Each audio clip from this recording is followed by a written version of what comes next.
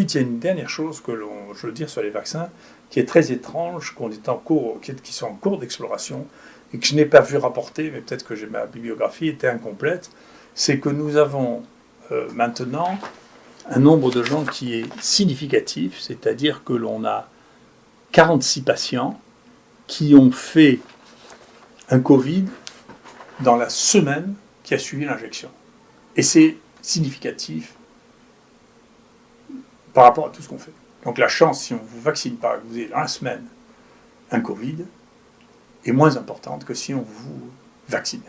Et ça, c'est une chose qui n'avait pas été décrite. Alors c'est très frappant, parce que vous voyez des gens qui ont été vaccinés et qui 3 jours après ont un Covid, ou 2 jours après ont un Covid, ou 5 jours après ont un Covid, et je ne sais pas ce que ça veut dire. Est-ce que c'est des gens qui étaient porteurs asymptomatiques, et chez qui la vaccination a déclenché une réaction qui fait qu'ils sont devenus symptomatiques? C'est une vraie question.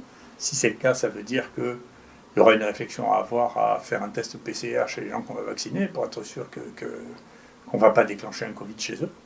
Mais en tout cas, c'est un phénomène nouveau. J'ai essayé d'en prévenir les différentes autorités, je n'ai pas réussi à le faire pour l'instant, mais en tout cas, c'est un phénomène nouveau, important, dont il faut tenir compte, parce que même si j'ai l'habitude maintenant, pendant une semaine, tout le monde dit que c'est pas vrai, vous verrez que 6 mois après, tout le monde dira c'est vrai, c'est un phénomène, parce que les phénomènes observés, vous savez, ils ne sont pas tellement subjectifs. Voilà. Donc, il y a un véritable phénomène qui est là, dont il faut tenir compte. C'était le 14 décembre. Gisèle Lévesque était la première Canadienne à être vaccinée contre la COVID-19 au CHSLD Saint-Antoine à Québec. Mais 16 jours plus tard, une éclosion prend de l'ampleur dans les murs du CHSLD, malgré la vaccination massive. 66 des 230 usagers ont contracté la COVID-19 après s'être fait administrer leur première dose de vaccin. Même chose pour 20 des 145 travailleurs de la santé vaccinés. Pour la santé publique, il s'agit d'une situation surprenante. Gilead, là, condamné à 97 millions de dollars. Et ici, alors Gilead, c'était le remdesivir.